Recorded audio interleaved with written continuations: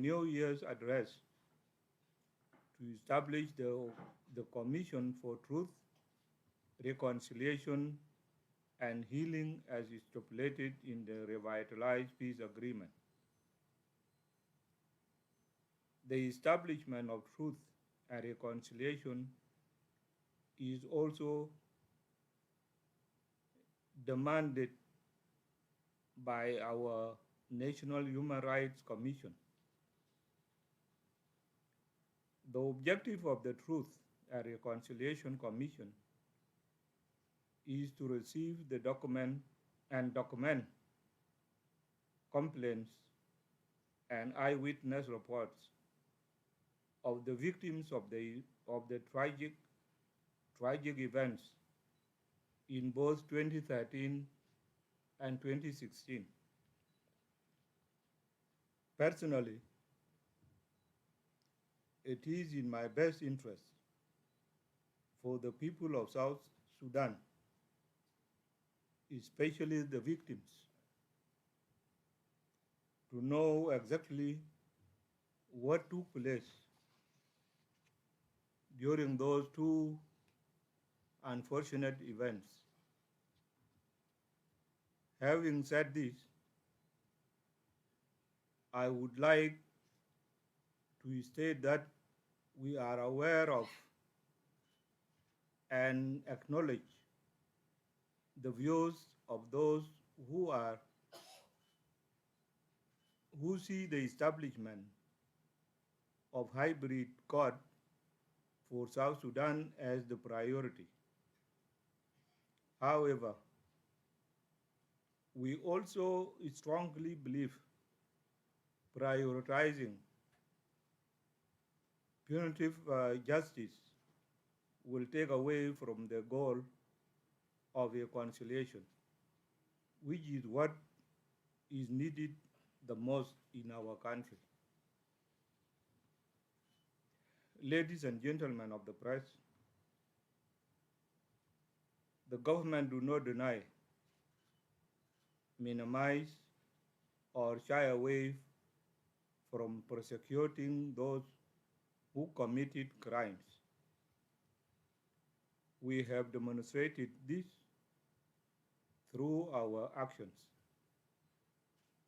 We have prosecuted people and imposed considerable prison terms, prison sentences to those who were found guilty, including our own soldiers. I am also mindful that what we have done and the position we have taken on issues related to human rights violations are not shared by some of our partners. At times, this creates a situation where our views are misrepresented in the reports compiled by them. This situation cannot serve the interests of the victims who suffer atrocities. If any,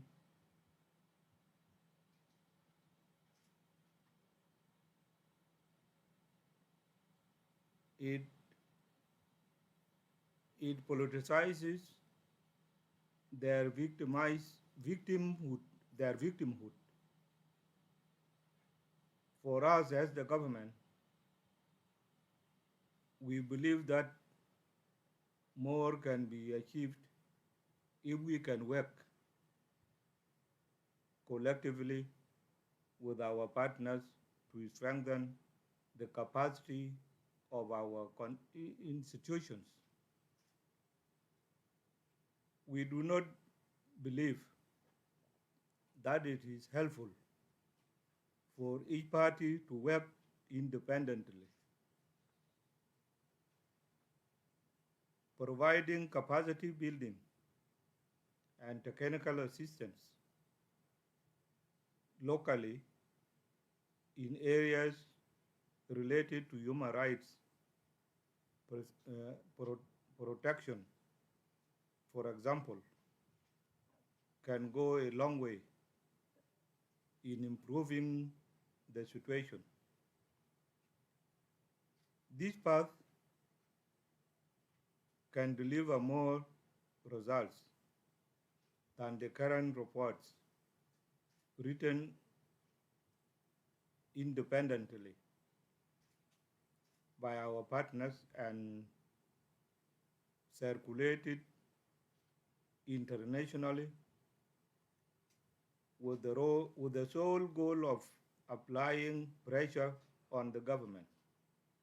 The government is open to genuine partnership that addresses real challenges, but it equally objects to any attempt to undermine its work by those who choose to operate outside established institutions.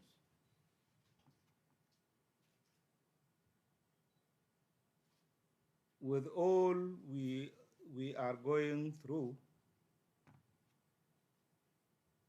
real cooperation with our partners is an ideal path for us. For instance, we are faced with prevailing insecurity in certain parts of our country, driven mostly by cattle rustling, intercommunal violence, flooding, food insecurity, issues, food insecurity induced by climate change. These are areas where we can collaborate to achieve desired results for their people. We also need this real partnership in the implementation of the revitalized peace agreement, which we are committed to implement despite the challenges we are facing. The revitalized peace agreement we are implementing is an ambitious document. This fact is often discounted by those who think it should be implemented overnight. The full implementation of this agreement cannot be done without having a sustained dialogue among the parties. In the process of dialogue, we as parties to the agreement at times hit minor bumps on the road. In light of this, I would like our people to consider the recent SPLM IO Political Bureau resolution that came out from its meeting held on 11th to 14th of March 2022 and other communications they have shared with the public as part of sustained dialogue.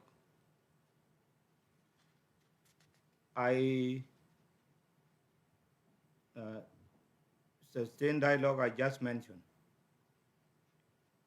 These kinds of conflicting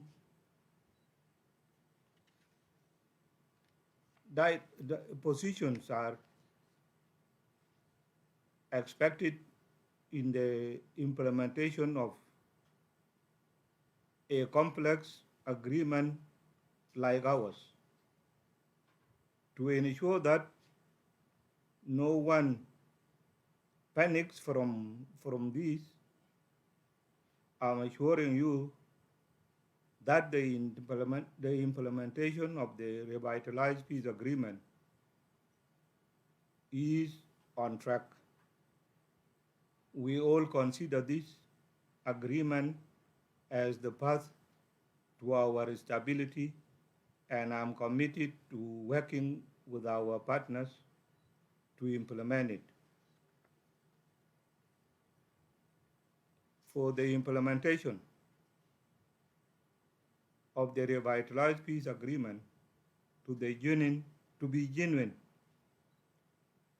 we need transparency on the root causes of the conflict. It is for this reason that I am directing the National Security Service and its partner, the BRL law firm, to declassify all information about the conflict's genesis in their possessions.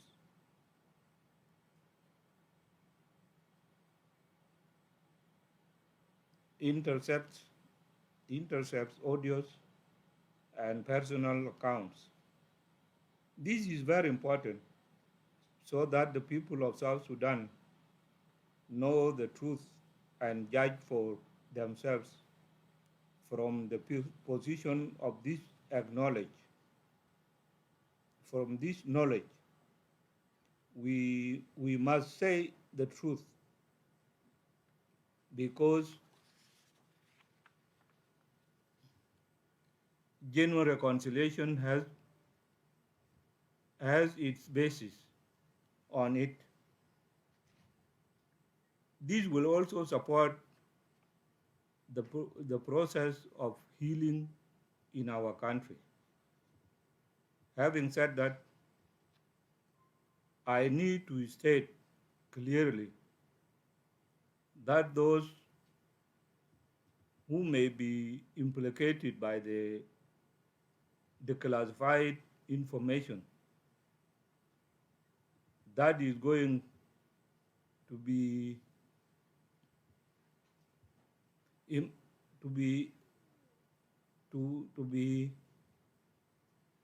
released are guaranteed presidential pardon. So there is no cause for alarm over this. All we are interested in is for the public to know the truth about the background of the conflict in our country. I hope after the release of this information, we can all move forward with permanent peace building that will create harmony and prosperity in our country. Thank you very much, ladies and gentlemen of the press.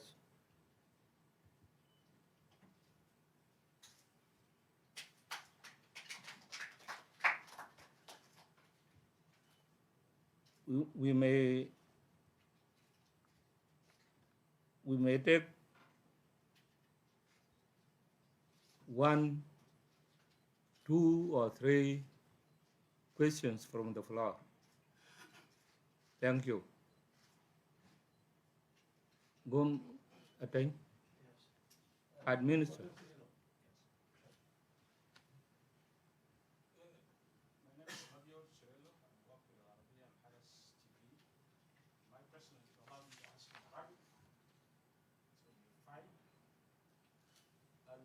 الوضع الامني ما كويس، ده السؤال الموجود في الشارع العام.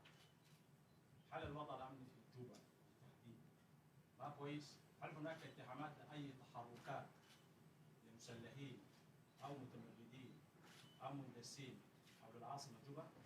This is my first question. السؤال الثاني بعد التصريحات من قبل المتحدث الرسمي للجيش والدفاع جنوب السودان يقول المتحدث الرسمي للمعارضة بأنه ربما جنوب السودان حيكون في حرب شامل. أنت كرئيس لهذا البلد ما هو ردك؟ السؤال الأخير. لا سؤال اثنين كفاية. ممكن اثنين كفاية لك. اثنين كفاية. دقيقة بس. خلي الرئيس يجاوب ده. بعدين أنا I will take another question. Your first question was the insecurity in Juba.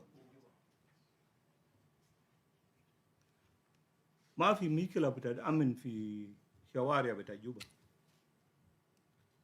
اللي قاعد يعملوه في جوبا ده normal thing. ممكن يحصل في أي دولة. لأنه في جوبا هنا في ناس مجرمين دخلوا نفسهم في صفوف بتاع المواطن. And these people ممكن يمشي ويضرب طلقة قريب لبيت بتاع مثلا لو مشى لبيت بتاع رياض مشار وضرب طلقة هناك، نحن بنشوف كأنه ده رياض أو بدأ يهاجم للناس. فلو وجود بتاع الجيش في شوارع ده ما يعني انه في مشكلة بتاع security في جوبا. It is not. As for your second question about تصريحات بتاع متحدث الرسمي بتاع الجيش الشعبي، أبداً أنا بقول إنه ده كلام شخصي ما حدثوا في SPLM ولا SPDF عشان يديو يمشي يعمل تصريحات زي ده. So this is a personal statement وما ممكن ياخدوه بإنه هيكون في رد فعل من حكومة يمشي للشكل ده. Thank you, Your Excellency. You have just acknowledged that you have reached a minor bump on the road to peace implementation. What will you do to address the current political deadlock with your main peace fighter? Well, there is no obstacle that cannot be solved. Any obstacle on the way, you must resolve it before you proceed forward. So if there is anything, I talked about dialogue before here. So if there is dialogue, all the obstacles can be resolved. ما في حاجة أصعب من إنه human being يمشي ورا المشكلة بتاعه.